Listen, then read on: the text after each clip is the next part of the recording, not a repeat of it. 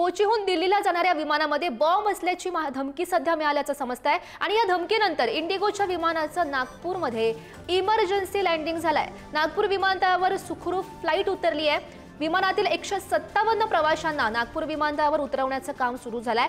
Police आणि bomb शोधक पथकाकडून विमानाची तपासणी सध्या सुरू झालेली आहे आणि या संदर्भात अधिकची माहिती जाणून घेऊयात। आमचे प्रतिनिधी जितेंद्र शिंगाडे सध्या आपल्या सोबत आहेत। जितेंद्र, गौरी, कोचीवरून दिल्लीला जाणारं इंडिगोचं 6E2706 हे विमान होतं। हे 9:20 वाजता कोचीवरून झेपावलं। मात्र कोची विमानतळावर या विमानामध्ये बॉम्ब असल्याचं माहिती मिळाली। त्यानंतर एटीसी सोबत संपर्क साधण्यात आला आणि नागपूर एटीसी ने नंतर यांना विमानाला परवानगी दिली आणि त्यानंतर नागपूरच्या डॉक्टर बाबासाहेब आंबेडकर आंतरराष्ट्रीय विमानतळावर या विमानाचं सुखरूप लँडिंग झालेलं आहे।